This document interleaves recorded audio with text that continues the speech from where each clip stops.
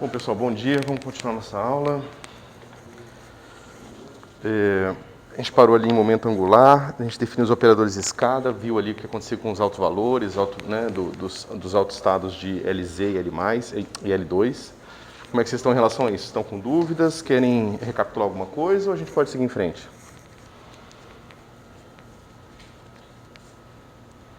Tudo tranquilo? Maravilha. Então vamos lá. Então a gente viu ali o que acontece, né, quando a gente aplica o nosso L+, por exemplo, num alfa beta, a gente viu que isso aqui vai dar um estado que a gente chamou de C, mais ou menos, alfa beta, e aqui é o alfa e beta mais ou menos H cortado, certo? Isso aqui a gente ainda não determinou, vai fazer daqui a pouco, mas antes a gente tem que ver alguma coisa sobre esse beta e esse alfa, né? Porque a única coisa que a gente sabe até agora é que toda vez que a gente aplica esse operador L+ aqui, o beta muda e o alfa fica fixo, né? Então a gente precisa entender agora o que acontece com esses betas, né? Porque se eu estou somando números inteiros nele, se eu partir de um número real qualquer, eu posso somar números inteiros e chegar em vários outros números reais, né? Em todos, por sinal, certo? Então a gente tem que ver se a gente consegue colocar alguma restrição a mais nesses autovalores aqui, além de simplesmente o fato de que L+ leva num estado de beta mais H cortado, ou menos H cortado. Tá certo? Então o que a gente vai fazer? Vamos falar alguma coisa? Antes que eu me esqueça, que eu tenho esquecido, então eu estou fazendo chamada para amostragem. Depois eu faço uma distribuição estatística do que está acontecendo.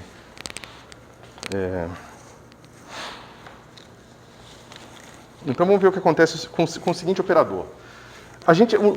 O truque sempre nesse tipo de trabalho é você encontrar o que você quer fazer em termos dos operadores tal que esse estado é autoestado, né? Porque aí você usa a equação de alto valor para simplesmente reescrever de uma forma mais simples, tá? Então, por exemplo, aqui agora a gente vai ver o que acontece com o operador L+, L quadrado, menos LZ quadrado. E por que esse operador é interessante? Porque esse operador aqui, essa soma de operadores, que é um novo operador, ele é, digamos, esses estados aqui são autoestados desse operador também, certo? Mas esse operador, se você abrir quem é L quadrado, você sabe que isso aqui é LX quadrado mais LY quadrado. E por que isso aqui é interessante para a gente? Porque, veja, LX é um operador hermitiano. O que isso diz para a gente sobre os autoestados dele, os autovalores dele? Os autovalores são reais, certo? Só que se esse cara tem autovalores reais, então LZ quadrado tem autovalores reais positivos, certo? Então, esse operador aqui, ó, é um operador positivo nesse sentido. Tá? A gente compra máscara boa e o óculos escorrega sobre ela. Tá? Se esse operador aqui é um operador positivo, então esse operador aqui é positivo também. E por que isso é importante? Porque agora a gente vai começar a colocar vínculos entre alfa e beta, certo? Ou seja, a gente aplica aqui, aplica esse operador no estado alfa-beta e obtém o quê?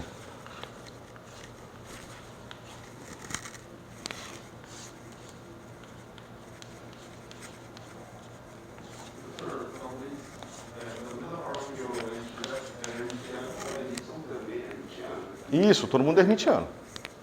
Todo mundo tem que ser hermitiano nesse contexto, né?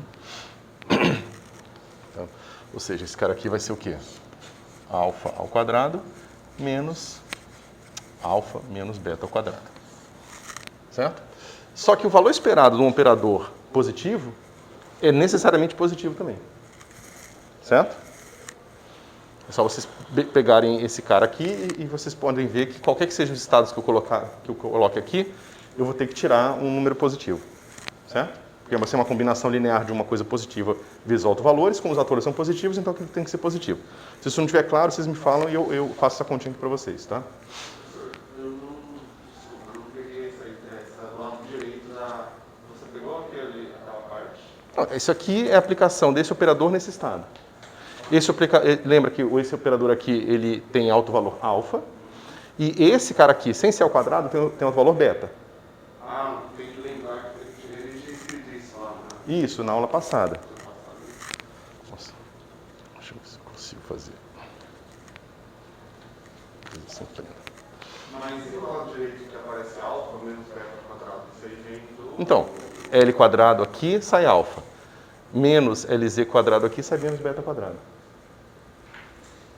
Aí depois eu estou supondo que esses estados são normalizados, então o estado alfa-beta com alfa-beta dá 1. Tá?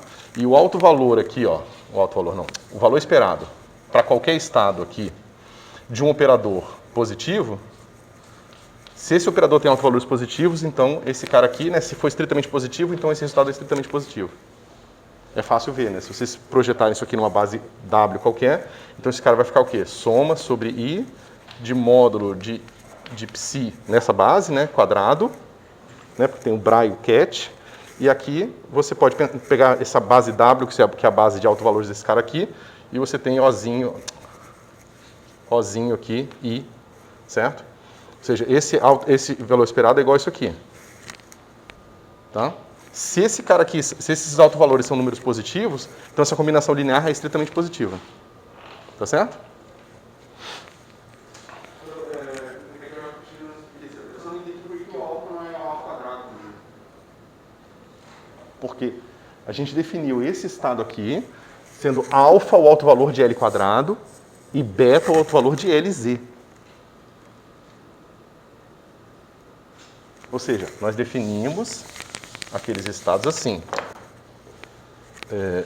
L quadrado alfa beta é igual a alfa beta e LZ alfa beta é igual a beta alfa beta. Certo? Bom, então, dado isso aqui que eu falei rapidamente para vocês, vocês sabem que esse cara tem que ser positivo, ou seja, alfa tem que ser maior do que beta quadrado. Certo?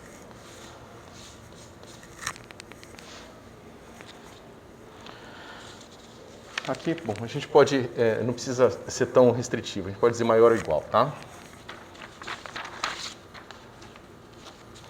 Agora vamos tentar fazer o seguinte, se isso aqui é verdade, veja, o meu beta, ele sempre pode ganhar H cortado sobre H cortado ou perder H cortado, certo? Então, eu posso chegar num certo estado, alfa beta, né? Tal que, satisfazendo essa desigualdade aqui, se eu somar mais um beta, mais um H cortado no beta, eu vou quebrar essa desigualdade. Ou o contrário, né?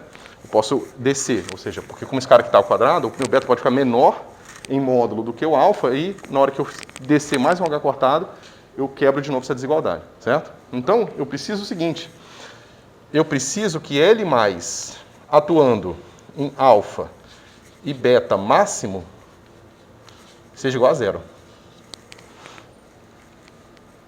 Tá certo?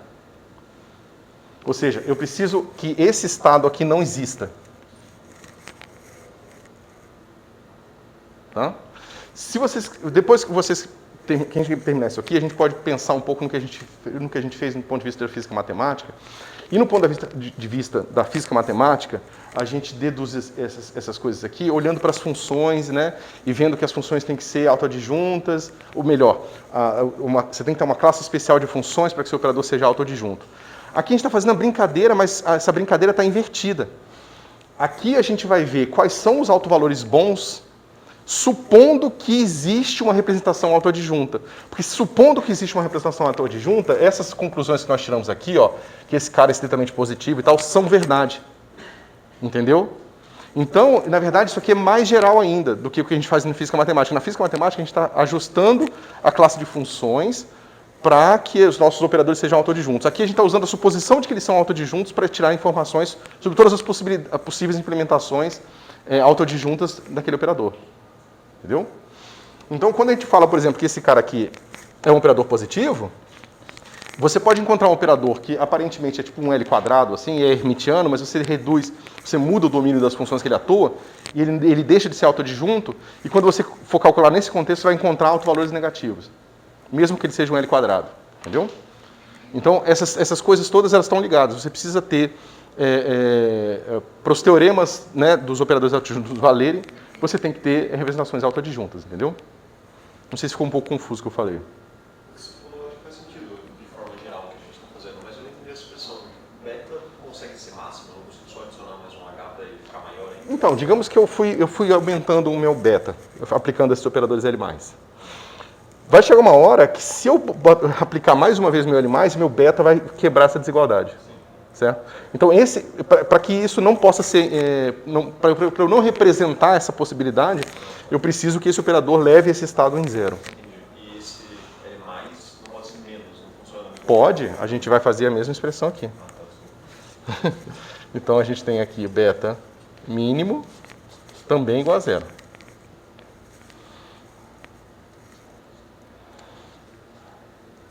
Tá? Pode falar. Porque, veja, aqui é beta ao quadrado. Então, em módulo, se eu somar, né, digamos que esse cara já é um número negativo, se eu somar mais um fator de menos h cortado, eu posso quebrar essa desigualdade aqui. Tá? Posso seguir ou tá ruim? Professor, desculpa. Talvez eu estou falando cagado agora, mas o beta dá ao quadrado. Daí a gente vai fazer o esse é mínimo. Não importa qual valor de beta mínimo, sempre alfa vai ser maior que beta, porque alfa não está ao quadrado. Então não vai quebrar já a desigualdade o beta ser mínimo. Desculpa. Coloca o beta muito pequeno. Ah, é que você está pensando pequeno perto de zero. Você não está pensando pequeno negativo. Menor no sentido negativo e não menor no sentido perto de zero, entendeu? Entendi. Se fosse todo no zero, isso nunca ia acontecer. Exatamente. Não fazia sentido nenhum, mas Isso. pode ser negativo. Pode ser negativo, exatamente. Bom.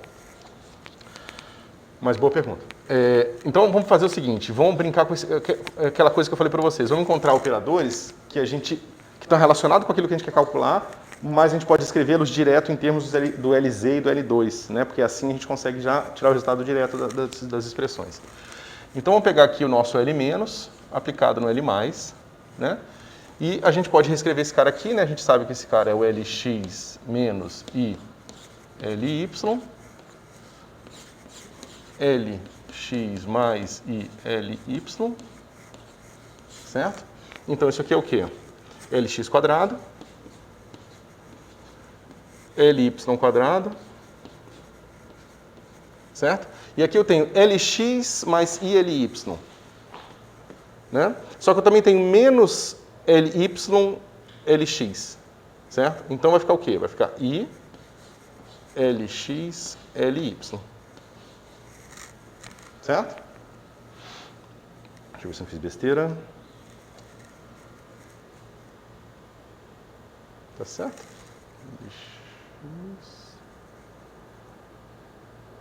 Isso, tá certinho.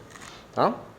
Bom, só que a gente sabe que isso aqui é menos, isso aqui é IH cortado LZ, certo? Então vai ficar Lx quadrado mais Ly quadrado menos H cortado LZ. Mas olha que legal. A gente já tinha, inclusive, relacionado isso aqui com os operadores anteriores, né? Então a gente tem aqui, isso aqui é L quadrado menos LZ quadrado menos H cortado LZ. Ou seja, eu consegui fazer o que eu queria, eu reduzi esses operadores complicados aqui a operadores tais quais eu tenho os meus estados como autoestados. Tá bom? Se eu fizesse o contrário, L mais L menos, eu obter a mesma coisa com o sinal trocado aqui, porque eu ia trocar só esse comutador aqui de posição, tá bom? Então aqui eu encontro a mesma coisa. Esse cara aqui é L2 menos LZ2 mais H cortado LZ.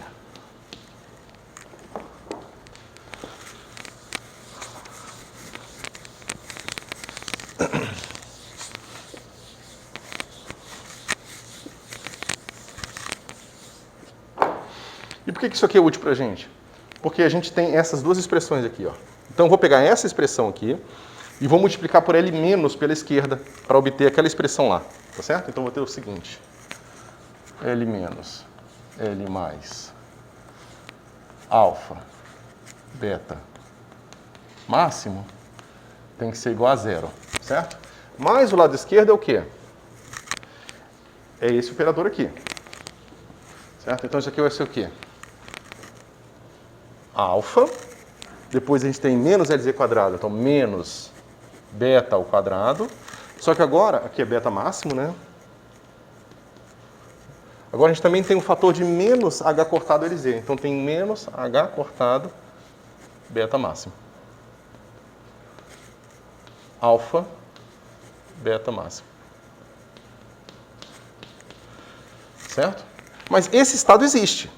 O que não existe é o beta somado. Então, quem tem que ser zero tem que ser o coeficiente, para que essa equação seja satisfeita. Certo? Ou seja, isso aqui diz para a gente que alfa tem que ser igual a beta máximo mais H cortado.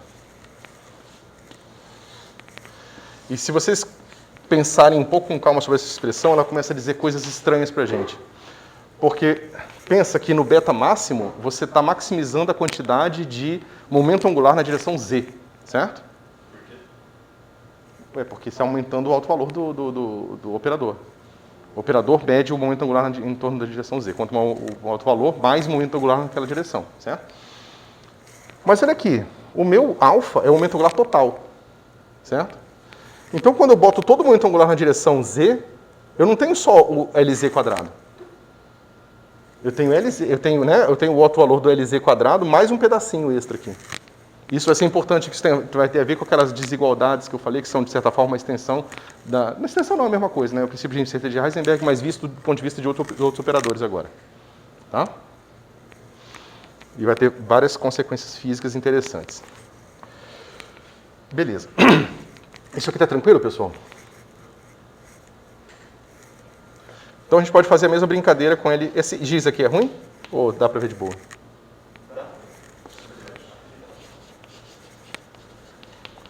Então, repetindo a mesma brincadeira para o beta mínimo, a gente vai encontrar aqui. Cadê você? Alfa tem que ser igual a beta mínimo vezes beta mínimo menos H cortado.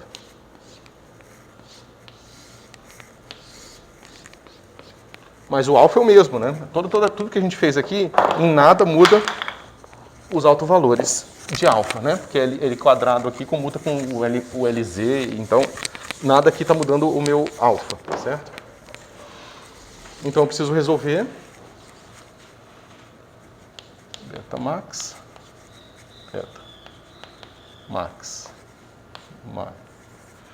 mais H cortado igual beta mínimo menos H cortado. Certo? Porque o alfa é o mesmo. Então, esse alfa aqui tem que ser o mesmo desse alfa aqui. Então, em termos de alfa e beta, de beta, né? Beta máximo e beta mínimo, eu tenho essa expressão aqui. Tá certo, pessoal? Aqui vocês podem montar uma equação de segundo grau para beta máximo, por exemplo, em termos de beta mínimo. Vocês vão encontrar duas possibilidades de raiz, né? Só que uma das possibilidades não vai satisfazer beta máximo maior ou igual a beta mínimo. Tá? Ou seja, das raízes que vocês vão encontrar aqui, é um exercício simples, tá? Vocês vão encontrar que só uma satisfaz essa aqui. Tá? E a que satisfaz isso é que beta mínimo é igual a menos beta máximo.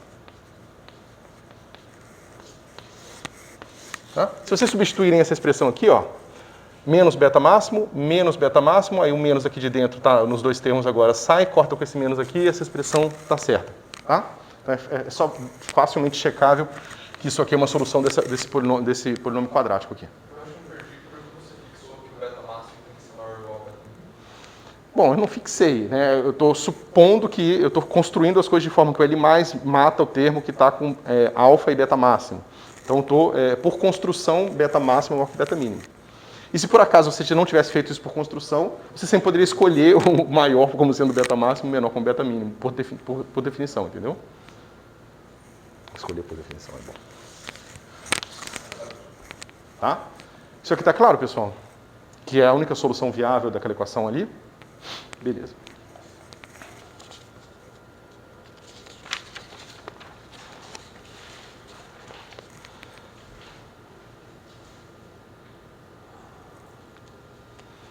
Ok. Mas a gente sabe mais uma coisa sobre esses caras aqui. A gente sabe que esses dois autovalores, eles têm que estar ligados por múltiplos inteiros de H cortado. Certo? Então, a gente sabe que a diferença entre eles tem que ser um múltiplo inteiro de H cortado. Tá certo? Porque se eu saio do beta mínimo, eu vou aplicando L+, até chegar no beta máximo. Certo? Se eu faço isso K vezes, eu sei que beta max menos beta mínimo tem que ser igual a K vezes H cortado. Tá? Onde esse K a gente não sabe quanto é que é ainda, mas tem que ser um múltiplo inteiro qualquer. Tá bom? Só que a gente sabe isso aqui já também. Então a gente pode fazer o seguinte, 2 vezes beta máximo é igual a K H cortado.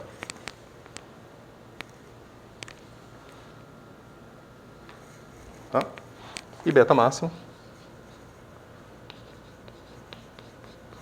é igual a K H cortado sobre 2.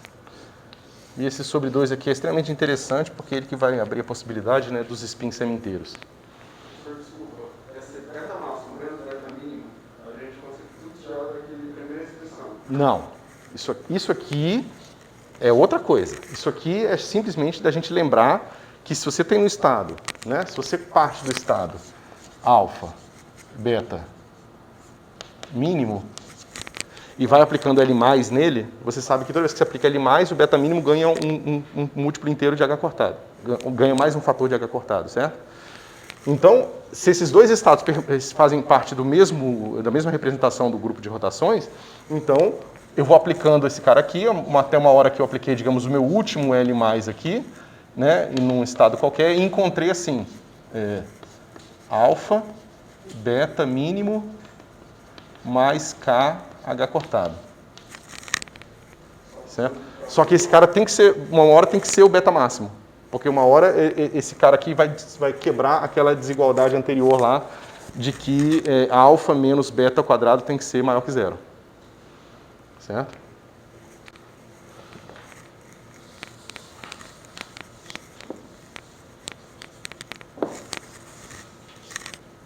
Tá certo? Então agora a gente já conseguiu relacionar. Pode falar. Eu acho que não posso ter comentado dos operadores, assim como o planejado desenvolvendo o bloco de hidrogênio utilizando de articulação e criação, parece ser uma... Oscilador harmônico. Mas tudo bem. Pode continuar. É que você falou átomo de hidrogênio, criador de criação e aniquilação, mas é o oscilador harmônico. Não, oscilador harmônico, verdade.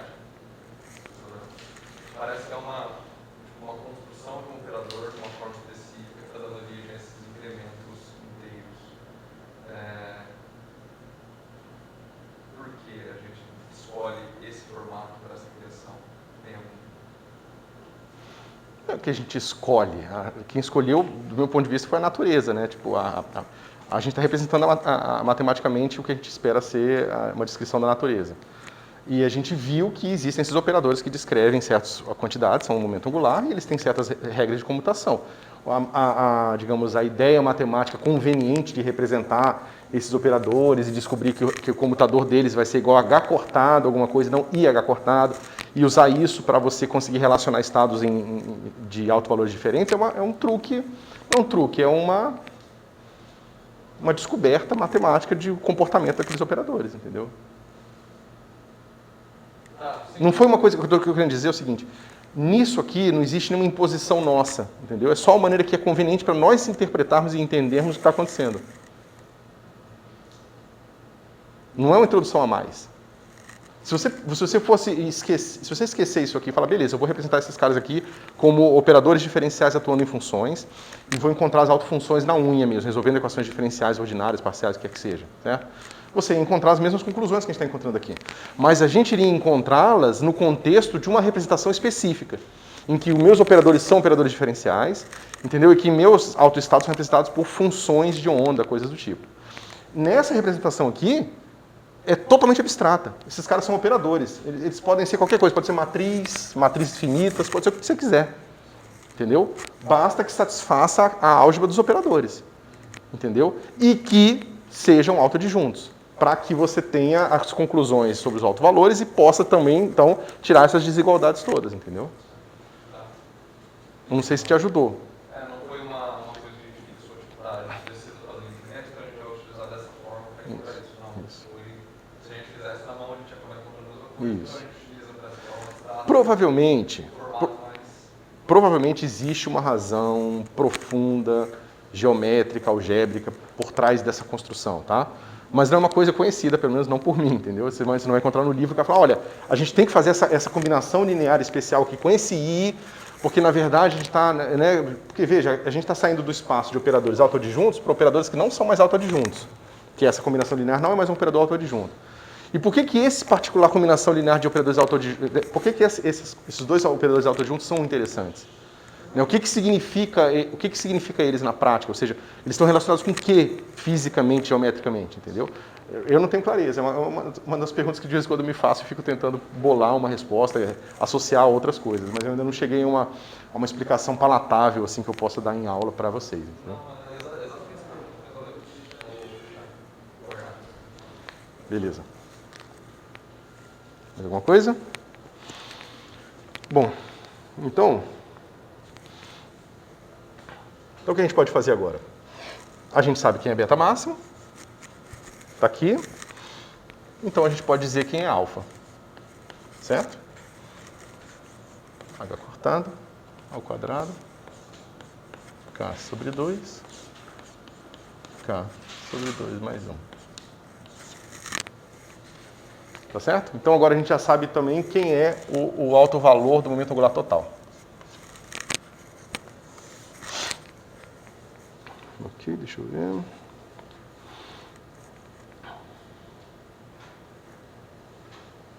Por que eu fiz essa conta? Ah, tá. Eu só estava chamando a atenção ao fato que aqui nas notas, estava chamando a atenção ao fato anterior, né? De que você pegar, nesse caso aqui, que o beta é máximo, você pode calcular o L2 no alfa beta máximo, você vai encontrar a alfa, e o LZ quadrado em alfa beta máximo, você vai encontrar, né, o beta máximo ao quadrado. Só que o beta máximo ao quadrado é isso aqui, é H cortado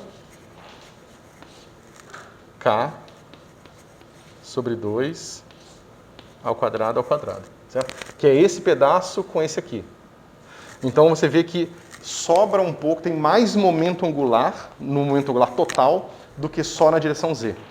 Significa que o máximo que você possa colocar o momento angular numa direção, entre aspas, sobra um pouco x e y. Sobra um pouco x e y porque existe essa incerteza no momento angular, porque os operadores Lx, Ly, Lz não comutam. Então, se você por acaso conseguisse saturar totalmente Lz, indiretamente você estaria dizendo que você sabe quem é Lx e Ly. Mas você não pode saber quem é Lx e Ly, já que esses operadores não comutam. Então, eles não têm autoestados que sejam comuns aos três, entendeu? Ou pelo menos dois deles. Tá?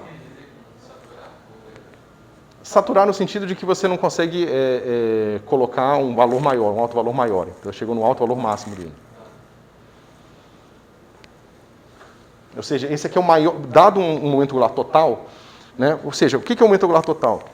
Eu tenho uma coisa que está girando, certo?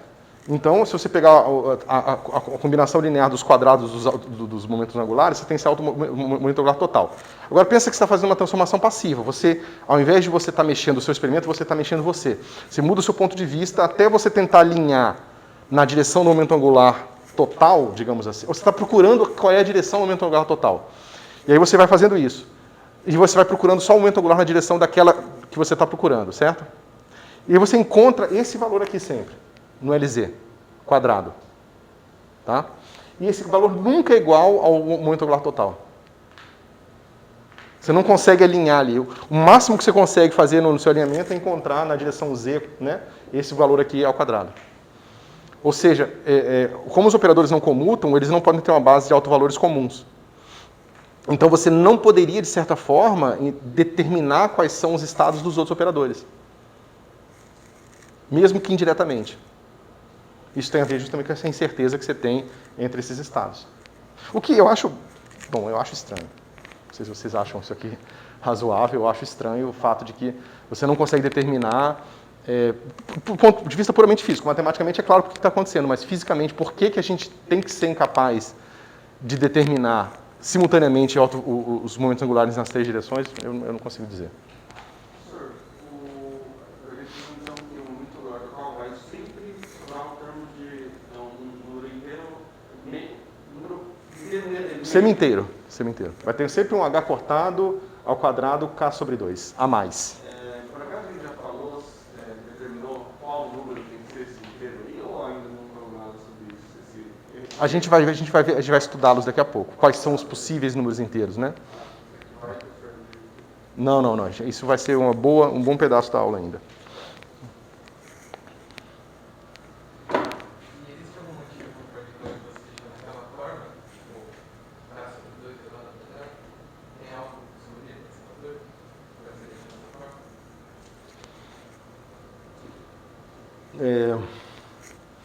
Eu acho que é para ver que vai sobrar K sobre 2. Isso. K sobre 2, vai sempre sobrar É quando eu comparar essa expressão com essa expressão aqui. Certo?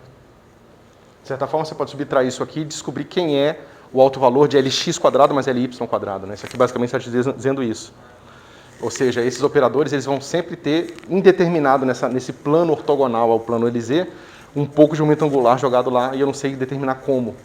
Da mesma forma que no momento que eu tento determinar a posição, eu perco um pouco, eu tenho um mínimo, o máximo que eu posso fazer em determinação simultânea da posição no momento. Na hora que eu tentar apertar um pouco mais a minha determinação sobre a posição, eu perco no momento. Eu não consigo, né, vencer a desigualdade de Heisenberg. Eu acho que eu não entendi porque você, matematicamente está óbvio essa certeza. Eu não estou conseguindo entender ela. Não, matematicamente é óbvio porque todos os passos matemáticos até agora foram evidentes, né? Assim, a gente não fez nada incerto.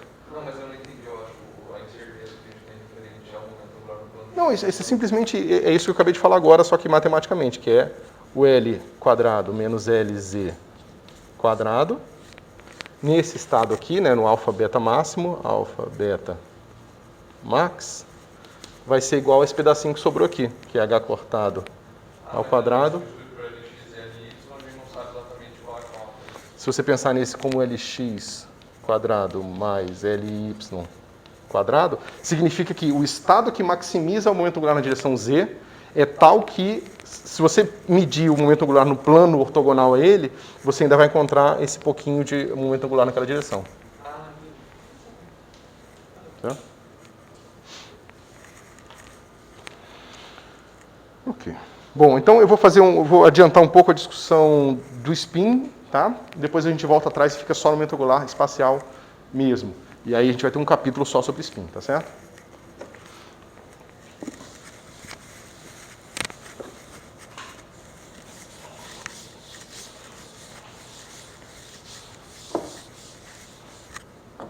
Então é importante a gente lembrar que isso tudo que a gente está fazendo, nós estamos supondo que a nossa função de onda, de certa forma, é um escalar, certo? Ou seja, a gente diz que nessa representação aqui em termos de funções, esse cara aqui é um escalar. Tá? Mas nada nos impediria de tentar construir uma teoria quântica em que a gente tem agora esses objetos aqui como vetores.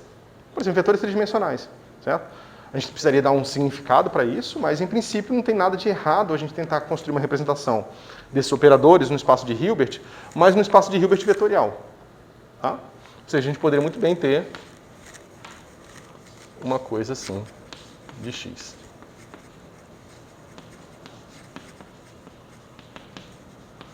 Tá? E por que isso aqui é importante?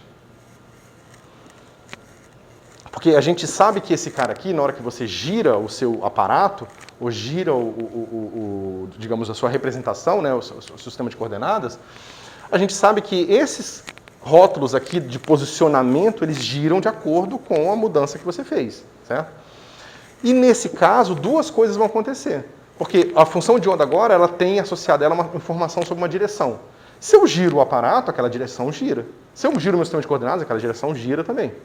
Então, quando eu tiver operadores, pensando assim em termos de componentes, quando eu tiver operadores atuando em objetos desse tipo aqui, eu vou ter um pedaço do meu operador que vai atuar nos índices e um pedaço do meu operador que vai atuar em x, certo? Ou seja, aquela matriz R que a gente estava pensando lá atrás, que gira vetores, ela vai ter que atuar aqui também nos índices. Porque, né, se aquela função de onda está apontando para cá e eu girei para cá, os índices têm que respeitar esse giro, certo? Da mesma forma que as posições também têm que girar, certo? Então, esse momento aqui é o momento angular associado ao giro dos rótulos das posições das funções de onda, né, é o que a gente chama de momento angular orbital. E esse momento angular aqui a gente vai chamar momento angular de spin, tá? Que, digamos, por mais que a sua função de onda descreva uma coisa que aparentemente não está girando, sobra sempre um pouco de momento angular associado ao fato de que esse cara aqui é um objeto, né, com dois índices, ou um índice que vai de 1 a 3, ou um índice que vai de 1 a 2, ou alguma coisa do tipo, certo? A gente vai ver que existem várias possibilidades aqui. Na verdade, isso tem a ver com a classificação de Wigner, né, de todos os tipos de partículas e tal. Bom, isso aqui está claro, pessoal? Mas como eu falei, a gente vai ver isso aqui só para mudar a nossa nomenclatura, e aí depois a gente vai ter um capítulo inteiro só para voltar e discutir isso aqui com mais profundidade, tá? Só estou chamando a atenção a isso de vocês agora. Então, a partir de agora, a gente vai tratar do ciclo da função vetorial? Não, justamente. A gente vai simplesmente... eu introduzi essa discussão para a gente mudar a nossa notação, porque a gente vai introduzir o momento angular total, J², certo? Ou o J, se você preferir, certo? Que vai ser o nosso L, mais uma coisa que a gente vai discutir depois. E a gente vai usar a notação agora em termos de J, ou seja, no momento J vai ser sinônimo de L, tá? Mas no futuro, quando a gente for estudar outros tipos de representações de funções de onda que têm índices, aí a gente vai ter que ver a distinção entre J, L e Z e S. Tá certo? Mas é justamente, no gerador, você tem um gerador que vai atuar gerando rotação no rótulo de posicionamento da função de onda e o gerador que gera a rotação das componentes da função de onda. Tá? Mas, novamente, a gente vai ver isso com mais calma. Eu só estou avisando vocês porque a gente vai mudar a notação. Tá? Isso aqui ficou tranquilo, pessoal? Na medida do possível?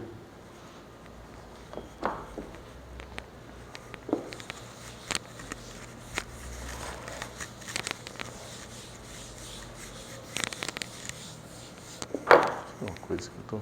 Tá.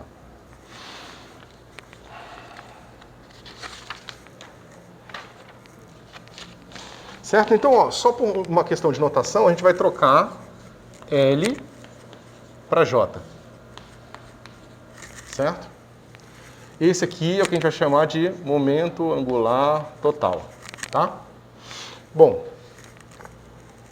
o momento angular total, independente dele ter componentes, digamos aqui, que sejam matriciais e componentes aqui que sejam operadores diferenciais, eles têm que satisfazer a mesma álgebra.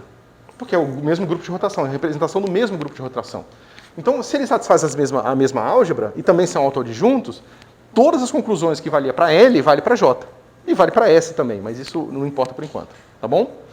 Então, a gente tem a mesma coisa. A gente vai ter aqui esse cara, agora a gente vai ter o nosso J² aplicado em JM, certo? Esse cara aqui, a gente vai fazer o seguinte, H cortado ao quadrado, J vezes J mais 1. Lembrando que esse cara aqui é o momento angular total, tá? Esse cara aqui seria o alfa e esse cara é o beta, tá bom? Só que agora eu vou usar o rótulo simplesmente do inteiro, tá? Porque não tem nenhuma razão para usar um rótulo beta que não está associado indiretamente no número inteiro, certo? Então eu tenho esse cara aqui. E aqui eu vou lembrar que o meu J, ele pode ser o quê? 0,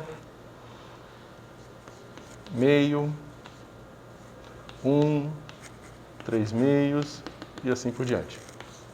Né? Se vocês lembrarem o J, que é esse cara aqui, né? Ele pode ser, para cá inteiro, ele pode ser todos aqueles números aqui, né? Pode ser 0, meio, 1, 3 meios e assim por diante.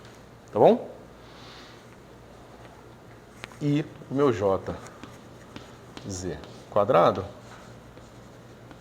vai ser igual a H cortado M. Esse M está fazendo o papel do meu Kzinho. Tá? K não, porque o K está indo no máximo, mas está fazendo o papel desse inteiro aqui. Tá certo?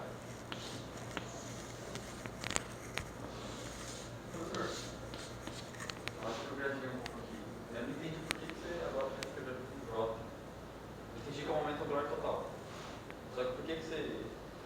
Pensa que...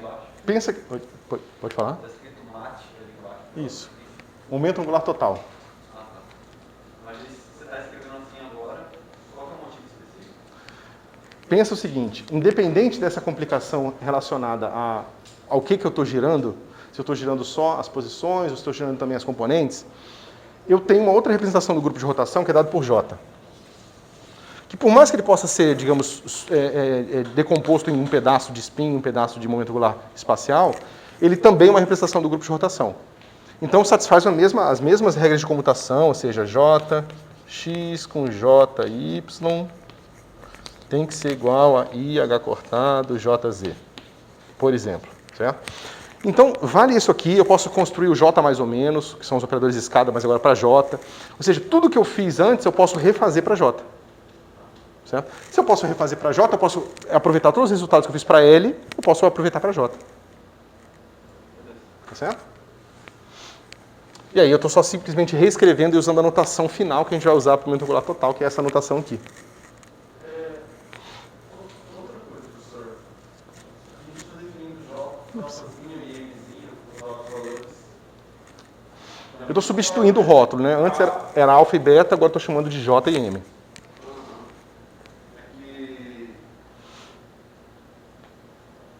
Não, o Jzinho é π sobre 2. Isso. O Mzinho também é π sobre 2. No máximo, né? No máximo. Isso. Mas o beta, lembra? O beta tem todos os valores intermediários. Então, todos os inteiros associados àquele M, né?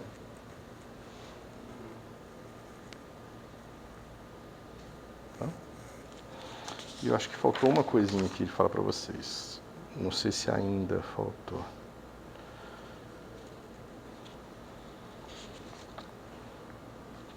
Isso.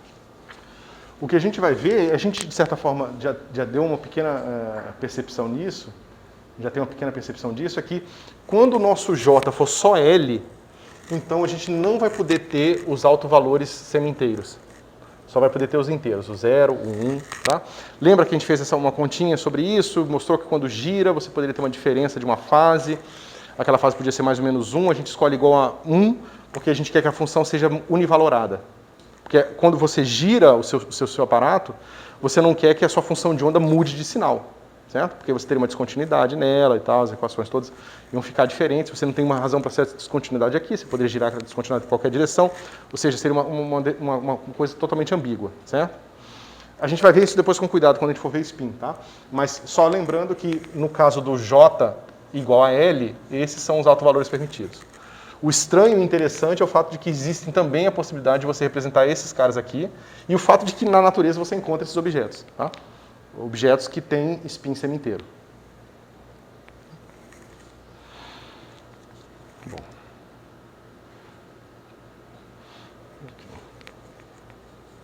Então, pessoal, vamos fazer o seguinte. Agora vamos tentar construir as matrizes relacionadas a esses operadores aqui.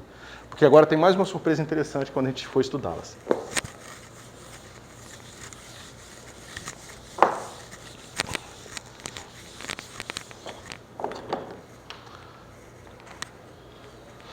Bom, então vamos lá. Esse giz aqui também funciona? Ou fica ruim para ele? Professor, você tem que ver na imagem da câmera como está pegando esse visor ali. Pior que é, né? Normal, né? Normal. É. Ah, beleza. Bom, se ficar ruim, a próxima aula vocês me avisam. Tá? Tá aqui.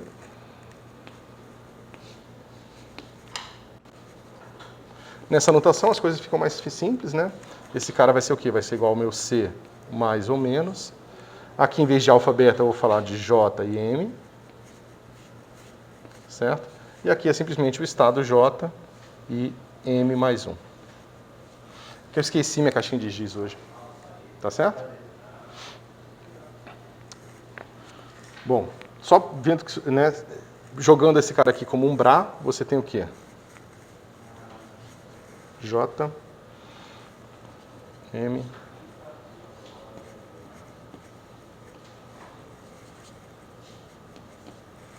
menos mais, deixa eu ver se está certinho, isso, né, vai ser igual a... Aí aqui a gente só tem que lembrar que esse cara aqui, ó, era mais ou menos, quando virou Bra, virou menos mais, porque a gente está tirando o hermitiano, né, o conjugado dele, e o conjugado leva o J mais no J menos e vice-versa, certo? Porque tem aquele I lá multiplicando o JY, né?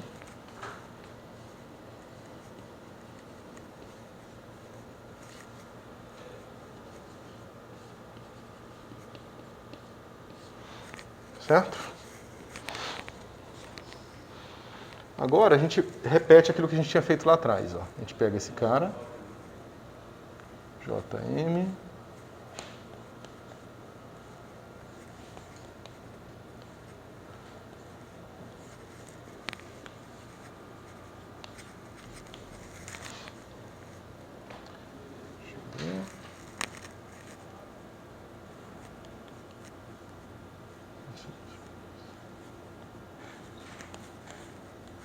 certo? E aqui, ó, eu estou fazendo a suposição que os estados são normalizados, tá? O meu JM são estados normalizados. Então, quando eu pegar o sanduíche, né, se eu pegar essa expressão e multiplicar por essa expressão aqui, eu vou ter o complexo conjugado desse, né, esse complexo conjugado vezes esse aqui, e eu vou ter esse estado projetado nessa direção aqui. Mas os estados são os mesmos, eu estou supondo que eles são normalizados, então isso aqui me dá 1, tá? Você falou que você ia jogar para lá, eu achei que você ia multiplicar pela esquerda pelo Bra, mas você tirou o conjugado, você tirou o dagger dos dois lados. Exatamente, o dagger daqui me dá isso aqui. É isso que quer dizer, você fala, vamos jogar para lá. Bom, não.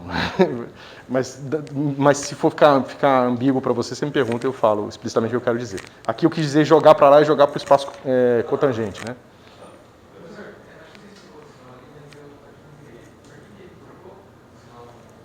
Porque J mais ou menos é igual a JX mais I JY.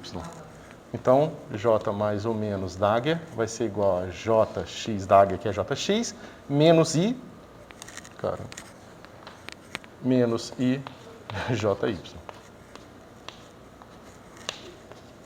Tá? O que você circulou no fim da primeira linha? É só para enfatizar que o resultado que a gente está obtendo da forma que ele é, porque a gente está supondo de partida que esses estados aqui são normalizados. Não, eu botei aquele 1 só para dizer porque, ó, pega o lado esquerdo aqui, contrai com esse Bra aqui, você tem esse lado aqui. Pega o lado direito, esse cara vezes esse cara aqui é o módulo quadrado de C. E aí eu tenho o produto interno desse vetor com esse aqui. O produto interno desse vetor para esse vetor, eu estou deixando esse 1 aqui explicitamente para vocês lembrarem que eu estou escolhendo que esses caras são normalizados. Então esse 1 é o resultado desse Bra com esse cat. Tá?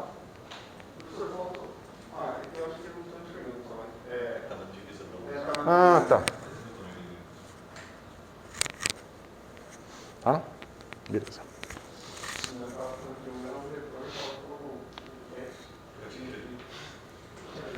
Só que se vocês lembrarem, a gente já fez essa conta, né? A gente fez com L mais e L menos também. A gente sabe que é um produto de L mais com L menos. Então, a gente pode voltar aqui e escrever o seguinte. JM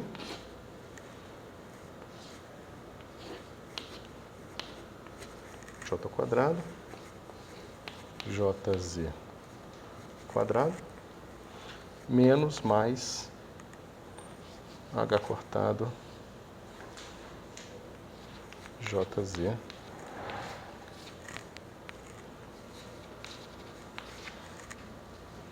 eu ver se está certo, módulo de C. Tá? Eu não vou escrever os argumentos só para caber aqui, tá bom? Isso. Tá? Ou seja, esse cara aqui a gente conhece os autovalores, então a gente pode... Esses estados são normalizados, então a gente sabe o quê? Que C mais ou menos de J e M vai ser igual a H cortado, raiz desse cara aqui, certo? E eu já vou discutir um pouco o que a gente está fazendo. J menos mais M, tá? J mais ou menos mais 1.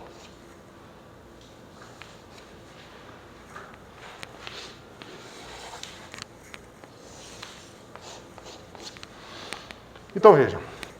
Esse cara aqui é o alto valor do J, né? Esse cara que é o alto valor do z ao quadrado, menos mais h cortado, esse outro alto valor aqui. Tá? Então, quando vocês fizerem a continha, vocês vão ver que isso aqui vai dar h cortado ao quadrado j vezes j mais 1, que é esse pedaço aqui, tá?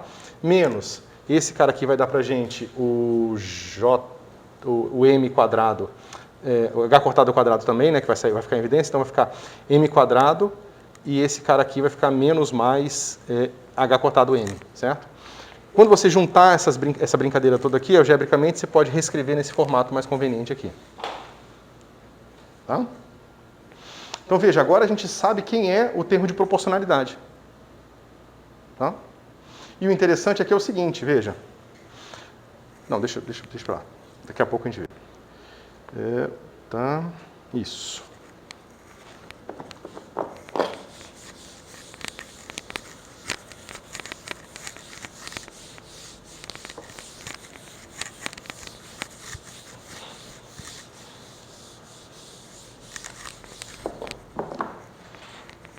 Se eu estiver aplicando o mais no estado JJ, o que tem que acontecer?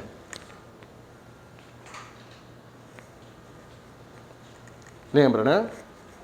Esse aqui é o mais, tá? Eu estou atuando, digamos que agora no estado JJ. Então, o elemento que aparece no C é JJ. Isso aqui tem que ser igual a quanto? Tem que ser igual a zero. E se a gente olhar aqui, ó, a gente obteve justamente isso, ó. O mais, esse cara fica menos, e o JJ vai dar zero. Tá? E aí a mesma coisa aqui, se a gente vai aplicando o J menos no J menos J, esse cara vai ficar o quê? Mesma coisa, né? O menos troca aqui, só que agora o meu M é menos J, certo? Então, dá zero também. Calma.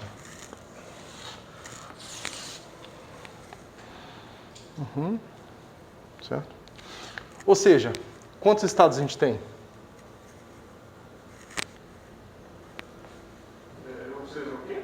Quantos estados de JZ a gente tem agora?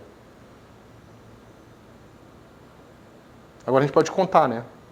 Com o rótulo que a gente tem de menos J até J. Então a gente tem 2J mais 1.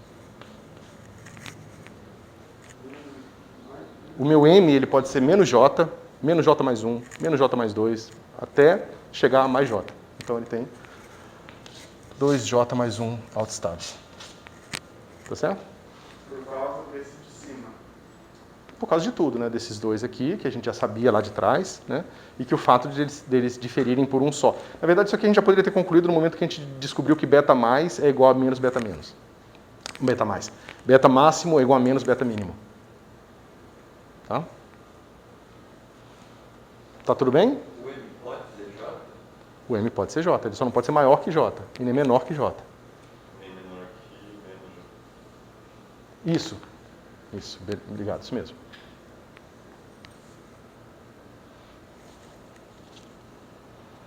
Tá? Bom. Posso continuar, pessoal? Agora vamos olhar os elementos de matriz aqui. Pensa agora que eu tenho um estado J ali. Ah, desculpa, faltou uma coisa aqui. Se vocês notarem, esse cara aqui vai dar um momento angular, né? Esses caras aqui vão dar números, eu vou tirar esses números daqui, eu vou ter um módulo quadrado de C e eu estou tirando uma raiz desse cara aqui, certo? Então, em princípio, poderia ter uma fase, certo? Isso aqui é um número complexo, eu estou tirando o módulo. Se eu tiro o módulo do número complexo, estou jogando uma fase fora. Eu estou escolhendo essa fase trivial por simplicidade, tá? Ela não ia mudar em nada o nosso resultado, tá? A gente está escolhendo ela igual a 1, tá certo? Isso é só a maneira tradicional de representar esses estados. Se você escolher outra fase, você está escolhendo outras bases de autovetores, que pode ser tão boa quanto a sua e mais conveniente em outros casos, tá? Mas é só uma escolha de possíveis vetores de base. Da mesma forma que você pode escolher XYZ, você pode escolher R chapéu, teta chapéu e Φ chapéu, tá?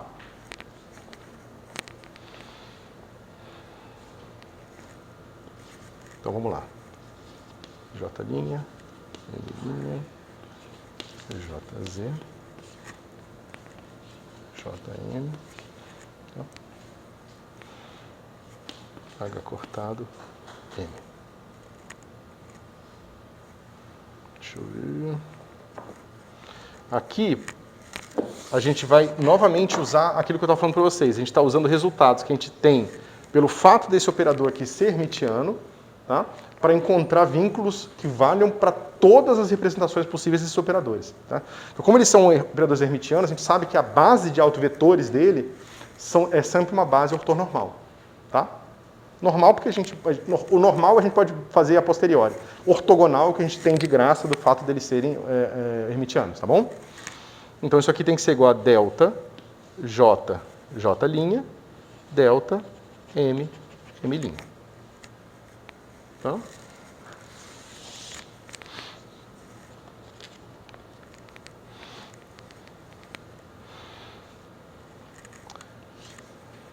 Agora vamos ver uma coisa mais interessante que esse, porque esse aqui é um operador diagonal, né? Vamos pegar agora J', M' e vamos pegar agora o Jx. Certo? O interessante é o seguinte, ó. O Jx eu posso escrever como sendo J', deixa eu escrever aqui do outro lado. Vou apagar isso aqui e escrever que está mais espaço.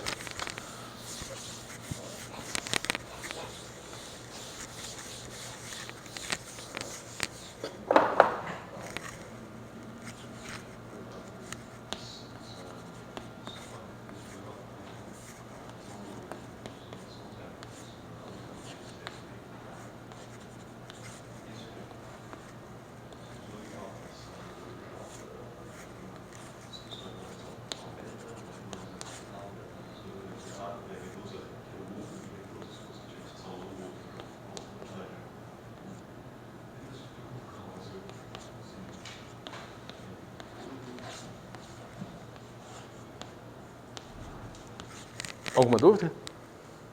Professor, eu não consegui pegar. Eu sei de onde vem o valor do J mais 1, é um número já ouvi, mas da onde das contas que eu não.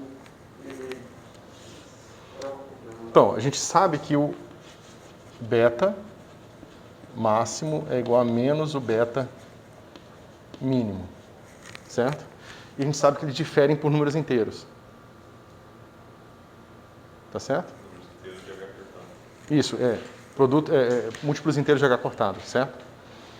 Então, se você usa um rótulo para dar o valor máximo desse cara, você usa ele como sendo J, né? Digamos que o J é o cara que te dá o beta máximo. Né? O tal que se M for igual a J, você tem beta máximo. Então, se você tem essa expressão aqui, você sabe que você pode descer o seu J, pode ser J-1, J-2, J-3, até você chegar ao o beta mínimo, né? Que tem que ser em sinal, em módulo igual ao beta máximo. E por isso, né, você pega quantos inteiros você tem de mesmo módulo de 0 até J. Então é o 0, 1, o 2, o 3, o 4, o J. Depois o menos 1, menos 2, por isso que você tem 2 mais 1. O 0 que é o 1. Tá? Você tem, né, menos 1, menos 2, menos 1, 0, 1, 2. Esse aqui é o 2J. E esse cara é o mais 1. Na minha cabeça, né? Na cabeça de vocês pode ser diferente. É só isso. É porque a gente ajustou os rótulos para ficarem convenientes para a gente. Então parece que a gente fez alguma coisa, mas a gente não fez nada. É só um ajuste de rótulo. Tá? Olha que legal. Agora a gente quer elemento de matriz do Jx. Só que o Jx, a gente em princípio não sabe nada sobre ele. A gente está estudando ele meio que indiretamente. Mas a gente sabe quem é o J mais e o J menos. E a gente, inclusive, sabe os Cs aqui, que o C mais e o C menos, estão justamente associados a quando você aplica o J mais no estado e você leva para um estado diferente. Tá certo? Ué, porque esse cara aqui, ó, não é o Jx mais IJY? Ah, desculpa.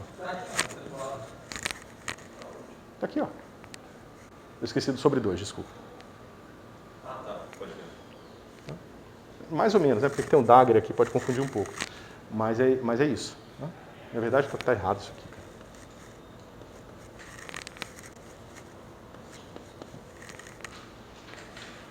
Tá? Beleza. Então, vamos lá. Eu vou escrever aqui embaixo para ter espaço. Esse cara vai ser 1 meio de C mais JM delta J linha delta M L' mais C menos J M delta J.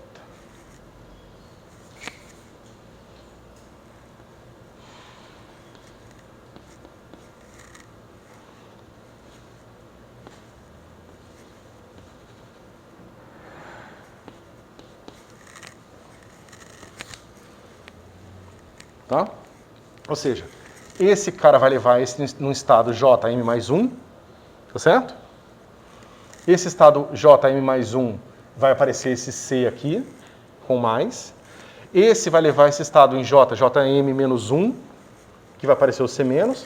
Quando eu pegar o produto do J com M mais 1, com J' M', eu vou ter esse delta de Kronecker aqui.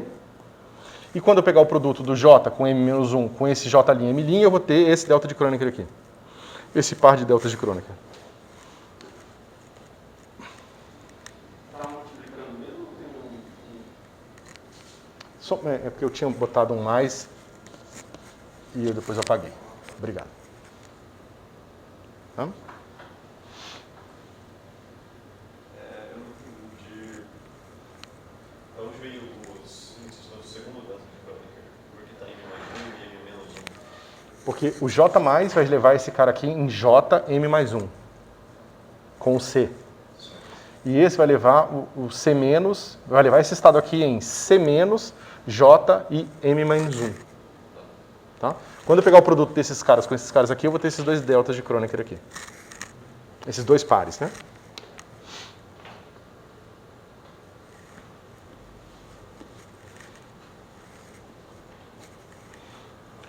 Deixa eu acho melhor escrever aqui.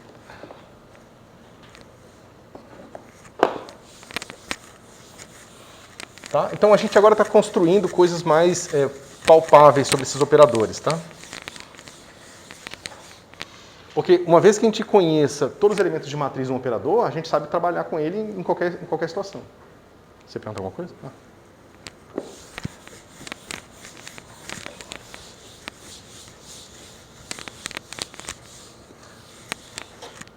Ó, vamos pegar aqui o j ao quadrado e ver o que acontece, tá? Então vamos pegar o... Bom, a gente... faltou o j ao quadrado, desculpa. Então você tem esse cara... Lembra, a gente fez o jz, tá? Agora a gente fez o jx. O jy não vou fazer porque ele é muito parecido com o jx. Agora vamos fazer o j quadrado. Então eu tenho jm', tá? E aqui j ao quadrado jm. Tá certo? Esse cara é muito fácil porque são autovalores. Então isso aqui vai ficar h cortado ao quadrado.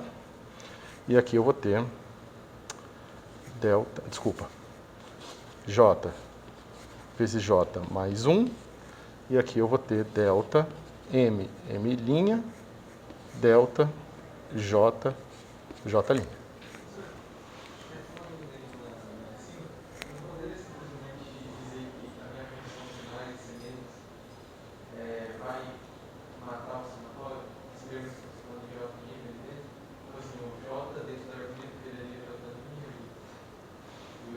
Mas de onde você está tirando o somatório?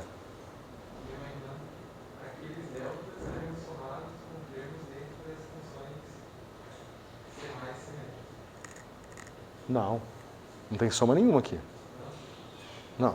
Aqui eu estou aqui pegando simplesmente a ação deste operador nesse estado projetado nesse.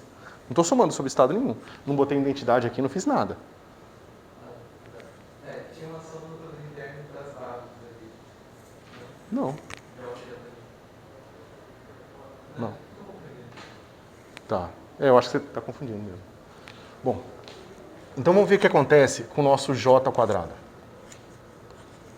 Certo? Vamos pegar o seguinte. Aqui a gente vai fazer assim. J e M, J', M'. Deixa eu ver aqui quanto tempo a gente tem. Tá, tranquilo. Certo? certo? Então a gente pega aqui o estado 0, 0. Quando o J é 0, o meu M só pode ser 0, né? Não tem mais possibilidades. E aqui eu tenho o estado 0, 0, certo? Quanto que é o alto valor nesse caso aqui?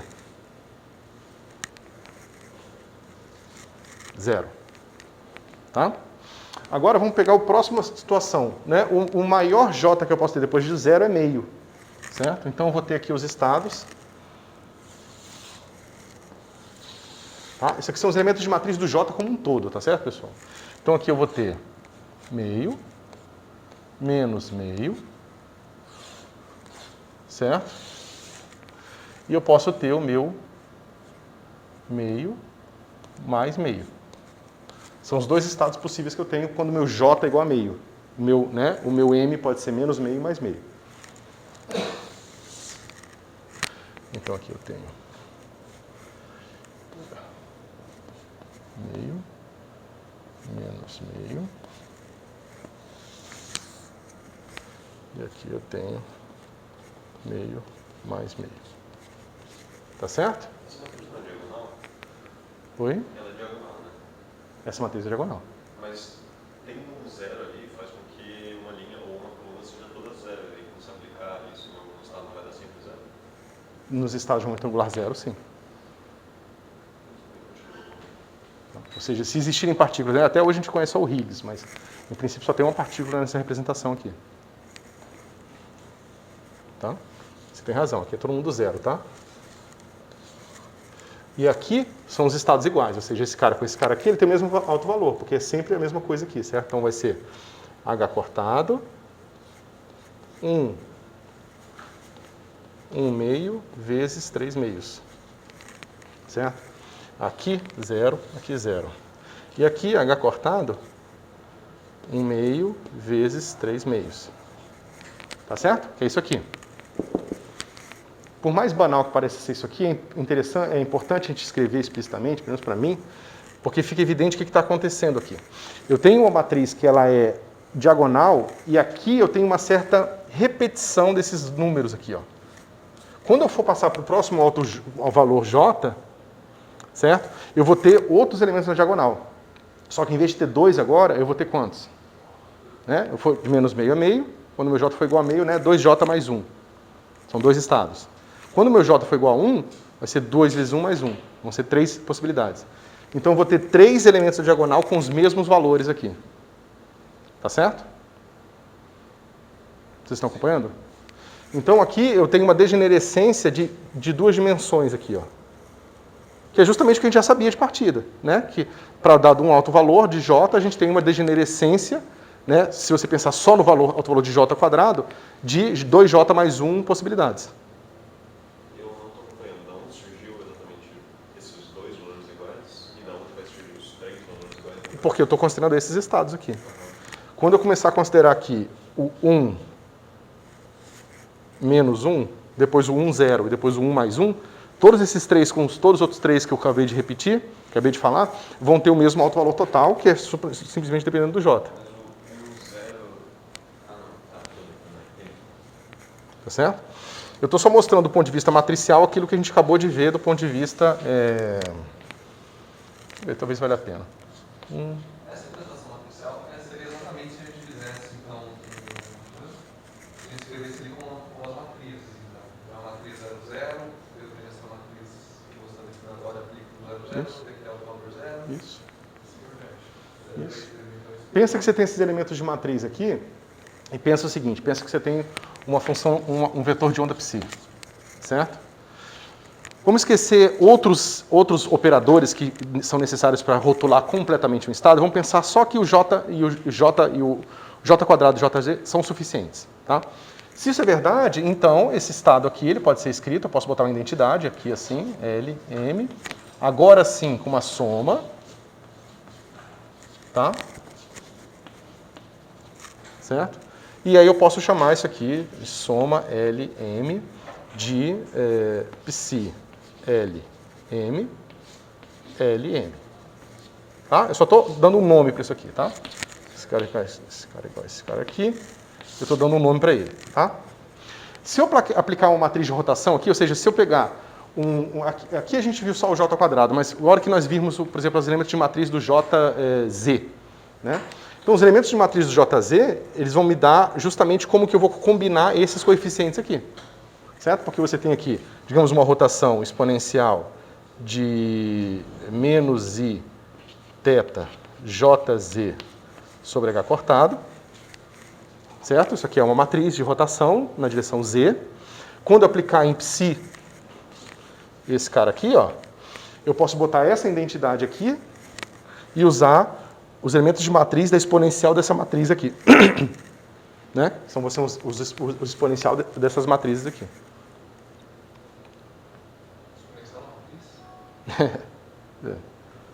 Bom, é bem definido, tá? Porque você define...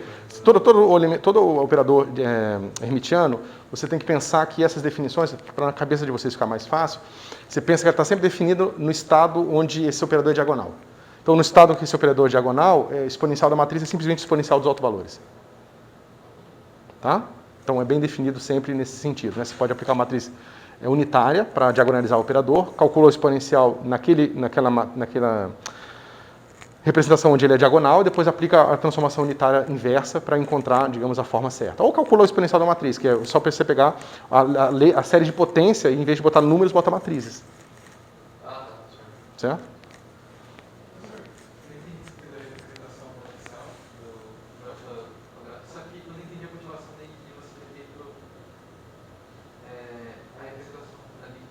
A gente vai chegar lá.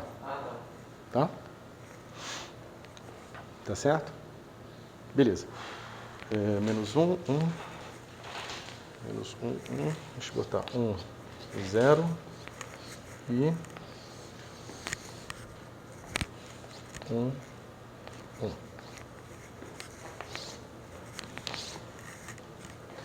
Isso aqui ficou compreensível, pessoal? A gente vai fazer esse cálculo um pouco mais claro, mais explicitamente mais para frente. Mas só para adiantar vocês que essas matrizes de rotação, elas vão ser aplicadas nessas componentes do vetor aqui, ó. Tá? E o interessante é que... Desculpa, eu botei L, né? É que eu voltei atrás para a notação anterior. O L era... Bom, aqui o L eu acho que nem botei, na verdade. O L é quando a gente quando a gente faz essa mesma representação aqui só para o L maiúsculo. Só para o momento angular orbital. Ah, tá. Não, aqui eu... Mas eu acho que nem cheguei a introduzir. Eu só, na minha cabeça, eu esqueci e botei o L. Isso, porque a gente usa L normalmente.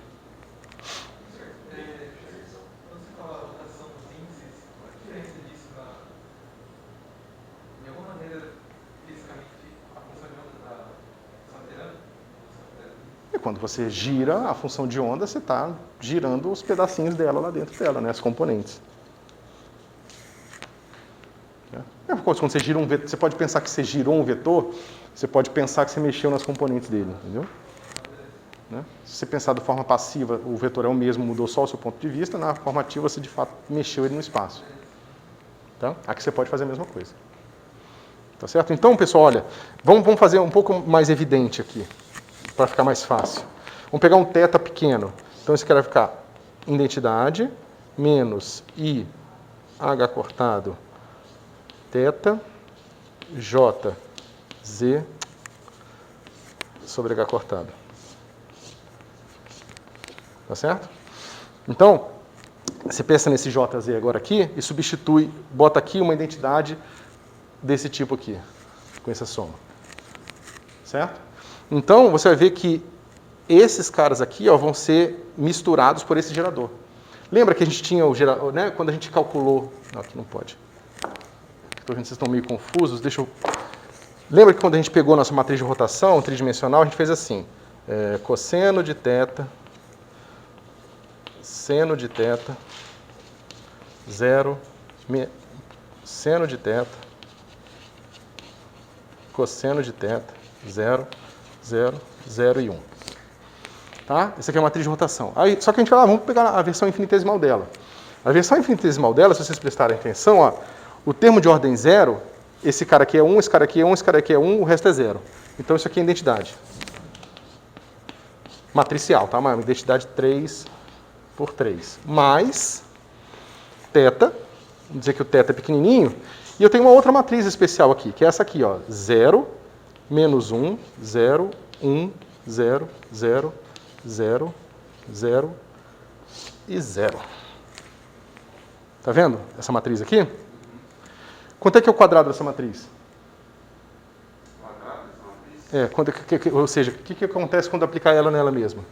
Eu não tenho mais espaço aqui, eu não queria apagar ali. Né? Linha vezes coluna.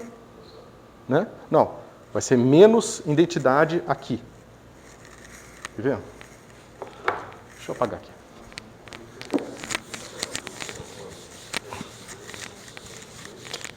Ó, vamos lá. 0 menos 1, 0, 1, 0, 0, 0, 0, 0. 0 menos 1, 1, 0, 0, 0. Certo? Linha vezes coluna vai dar menos 1 aqui, ó. Menos 1 aqui, 0, 0, 0, menos 1 aqui, 0, 0, 0, 0. Certo? Então eu vou chamar essa matriz aqui de U, tá? E eu sei que U ao quadrado é igual a menos essa matriz identidade aqui degenerada. Identidade D. Essa aí. Identidade só aqui, nesses dois... tá? Só por simplicidade. Então, quanto é que é exponencial de θ U? Vocês nunca fizeram contas desse tipo aqui? Né?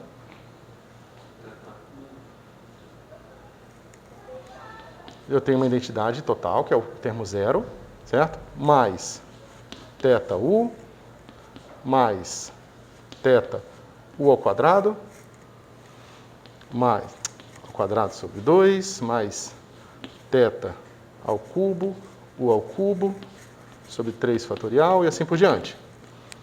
Tá certo? Bom, esse cara aqui vai ficar o quê? Identidade. Esse cara aqui vai ser menos essa identidade D aqui. Tá? E aqui, U ao cubo vai ser menos a identidade D vezes o próprio U. Tá certo? Então isso aqui vai ficar assim. Mais θ U. Aí esse cara aqui vai ficar assim. Menos θ ao quadrado sobre 2. Identidade degenerada. Menos θ ao cubo sobre 3 fatorial U. Então aqui, veja, eu posso pegar esse cara aqui, eu posso dividir ele como sendo esse cara aqui, mais, digamos que eu tenho aqui identidade é igual a identidade degenerada mais identidade em Z. Só para dar uma anotação de cabeça aqui, tá? Então veja aqui, eu tenho identidade em Z, mais, agora eu tenho assim, identidade degenerada, tá? Mais θ U, menos θ ao quadrado sobre 2, fatorial, identidade degenerada, tá? Menos θ ao cubo sobre 3, fatorial, U. Olha aqui, quem multiplica a identidade degenerada é a série de quem?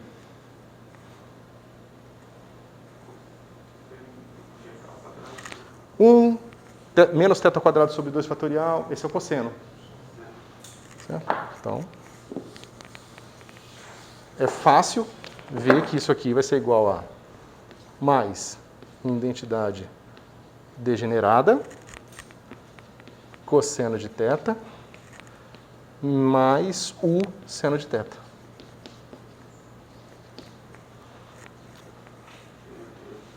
Se você juntar isso aqui, é a matriz da onde nós partimos. Essa matriz aqui, ó.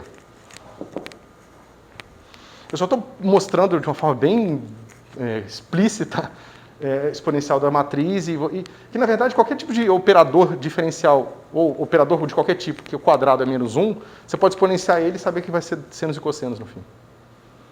Na verdade, você faz isso, você pega a álgebra de Clifford, você pode exponenciar qualquer vetor, você mostra que você calcula todo o grupo de Poincaré através da exponenciação desses bivetores. Certo? Ficou mais claro o que está acontecendo? Como Clifford. que você fez, mas eu acho que eu perdi do porquê que a gente está fazendo isso. Eu estou mostrando para vocês como é que uma rotação finita pode ser obtida através da exponenciação do gerador. Eu estou mostrando que nesse caso que a gente está trabalhando lá atrás, o gerador do grupo SO3 que a gente trabalha normalmente é esse gerador aqui. E vocês vão ver que vai sempre ser assim, ó. O gerador que gira em torno do eixo Z é o que tem o menos 1 e 1 aqui no X e no Y. O outro vai ser menos 1 aqui, 1 menos 1 aqui, e o outro vai ser menos 1 aqui e 1 aqui. E esses três geradores, eles satisfazem a álgebra de Lie. Se calcular o comutador dessas matrizes agora, como multiplicação matricial, vocês vão ver que ele satisfaz aquela mesma álgebra de Lie, né, de comutador do X com Y dá o Z. Certo? É isso. Porque o que a gente está obtendo aqui é a mesma coisa. Só que a gente vai encontrar a soma direta de espaços vetoriais em que cada subespaço vetorial você tem geradores diferentes. Quais são aquelas matrizes De? Tem, claro. As matrizes de Pauli estão aqui. A gente vai encontrá-las. Tá? Ficou um pouco menos abstrato, pessoal? Ou ainda está ruim?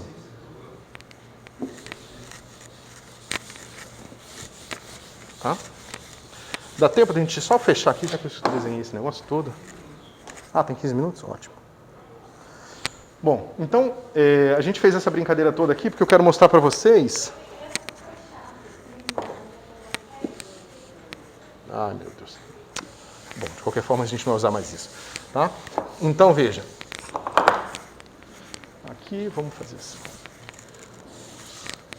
Então, a gente tem aqui o 1, o 0... e o 1, 1.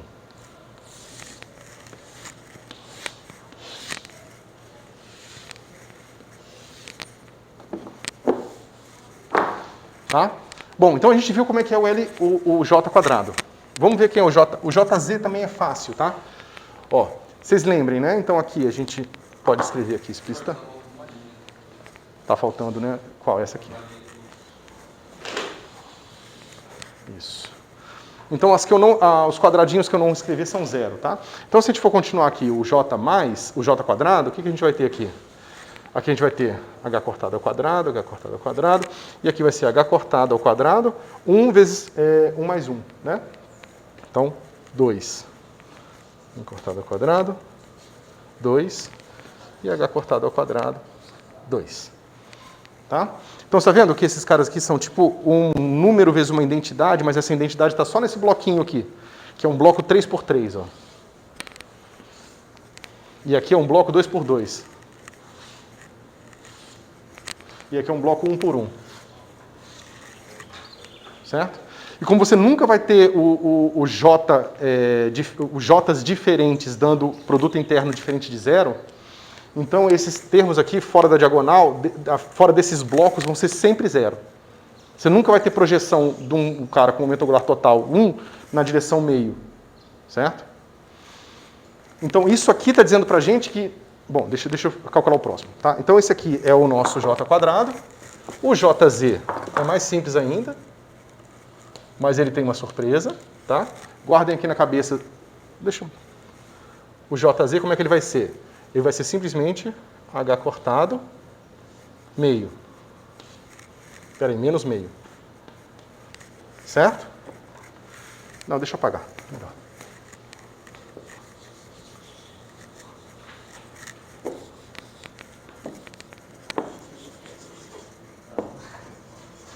Então, os elementos de matriz do nosso JZ, aqui é 0, não muda.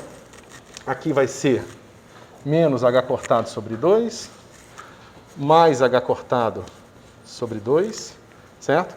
Aqui, h cortado, 0 e menos h cortado, 0 e h cortado.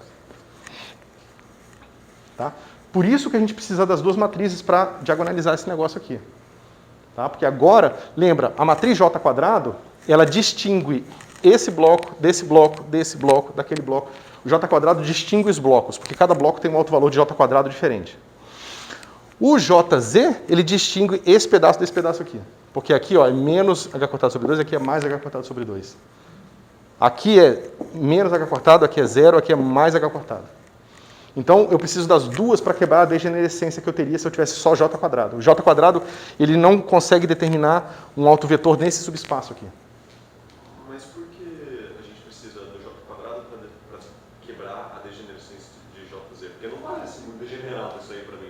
Não, esse não é degenerado. Tá? Mas, por exemplo, você vai encontrar o JZ tendo o valor igual a 0 na representação de J igual a 2. Né? Ou seja, você pode ter M igual a 0 para J2 e para J1. Entendeu? Então, o J quadrado ele quebra esses blocos grandes e o JZ ele vai dentro do bloco e quebra a degenerescência dentro do bloco. Tá? Porque você vai ter no spin 3,5, você vai ter também um cara com um alto valor M igual a menos meio. Tá? Sempre H cortado. Quando eu esquecer de falar que H cortado, tem um H cortado aí. Tá? Beleza? E aí, pessoal, o que começa a ficar interessante é quando eu for olhar para esses caras aqui. Ó. Então, vamos escrever aqui quem são.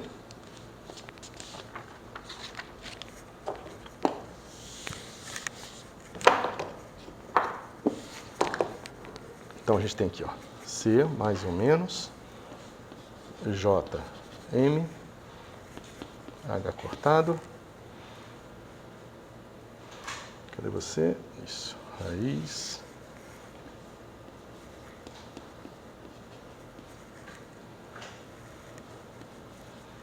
J mais ou menos N mais 1. Tá certo? Então, vamos lá. Se nós representarmos agora o Jx, ó, guardem que aqui a gente tem menos 1 e 1, tá? Com H cortado sobre 2. Vamos pegar o Jx. O Jx, ele já vai ser diferente.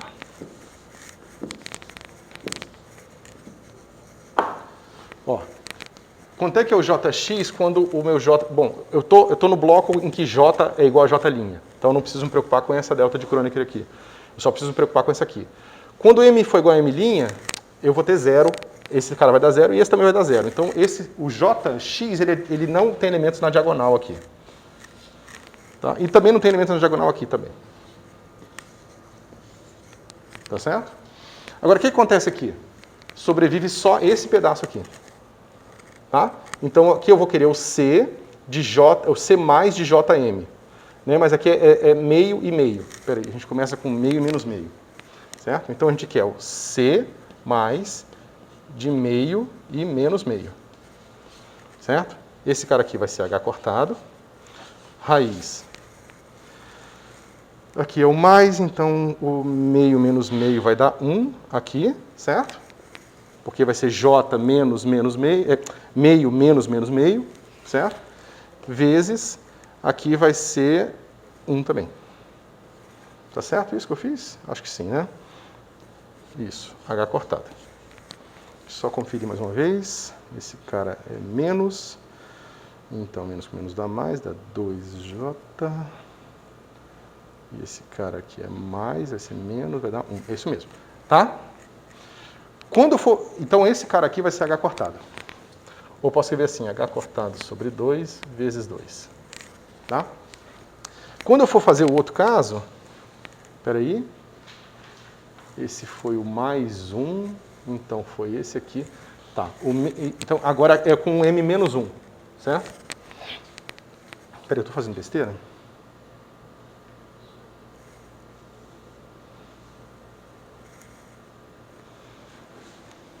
Tá.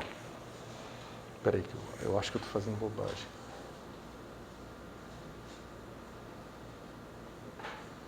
Eu estou fazendo ao contrário ou estou fazendo certo? Espera aí. Aquele cara ali, o meu M é igual a M' mais 1.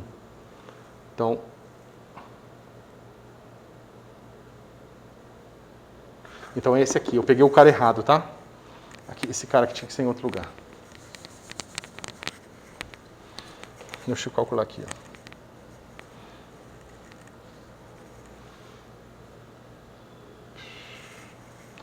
Espera aí. Vocês estão... Deixa eu fazer com mais passos, então.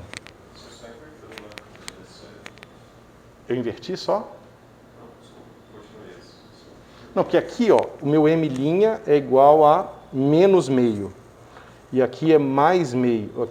Aqui é menos meio também, né?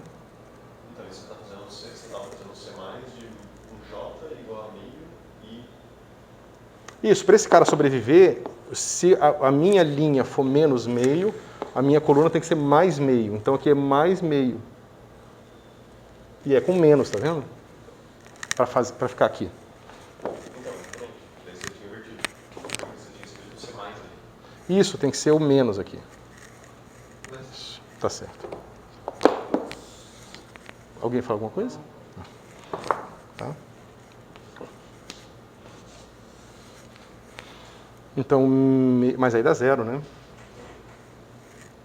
A conta eu fiz certo. Ah, não. Eu só tinha invertido mais Não, professor, tá certo. Ó, porque, ó, se agora tem que ser, o N tem que ser Então, menos meio, vamos fazer aqui, rapidinho. Só para... A gente está fazendo aqui meio, menos meio, jx, meio mais meio. Certo? Então, aqui sobrevive só esse cara aqui. Porque aqui vai ser menos meio e aqui vai ser mais meio menos 1. Então, esse cara vai ser o meu C menos meio e meio. Certo? E esse cara aqui, então, vai ser meio, meio com mais... Não, com menos. Então, vai ser 2. Vou botar aqui H cortado, raiz de meio mais meio. E aqui, meio menos meio mais 1. Tá? Ou seja, é H cortado de novo.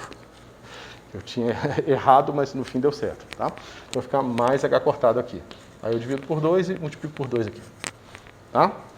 Quando eu for fazer esse termo aqui, ó, é aqui mais e aqui menos.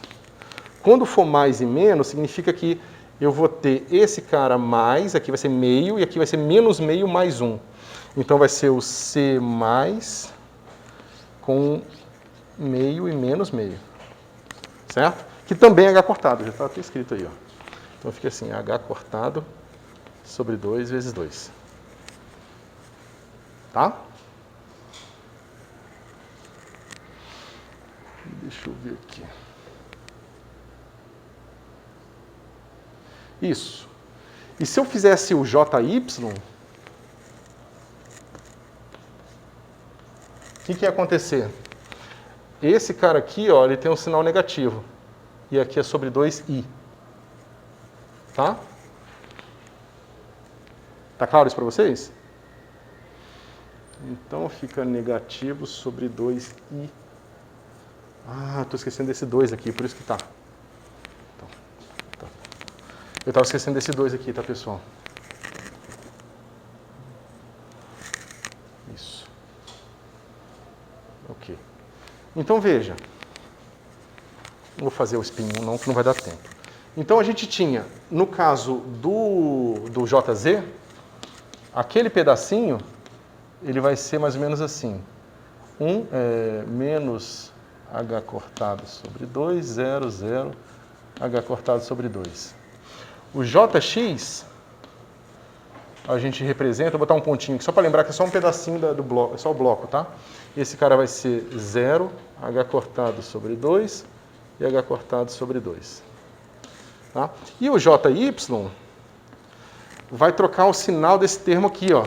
Porque tem que ser menos aqui. E tem que dividir por I também. Tá? E o JY então vai ser assim. 0. Troco menos. Então vai ficar assim. I, H cortado sobre 2.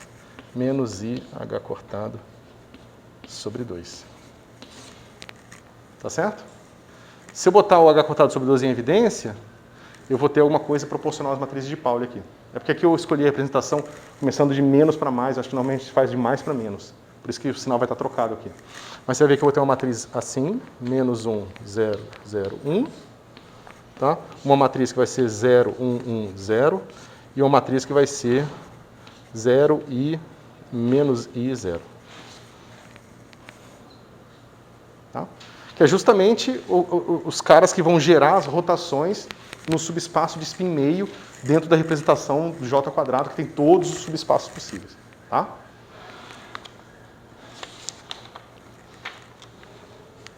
Isso, eu fiz ao contrário. O certo é menos isso aqui.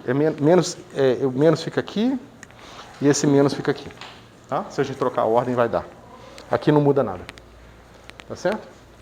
Bom, pessoal, eu queria fazer essa parte mais pé no chão para ficar palpável para vocês, porque agora a gente vai discutir isso aqui do ponto de vista de espaços vetoriais, vou mostrar que, na verdade, isso aqui está levando a gente à conclusão de que o grupo de rotação ele tem subespaços irredutíveis, a gente vai mostrar que eles são irredutíveis, e cada subespaço desse não se mistura quando você gira.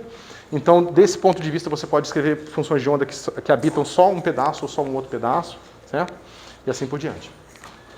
E aí eu queria que vocês vissem como essas coisas se traduzem em matrizes, em números reais, tá?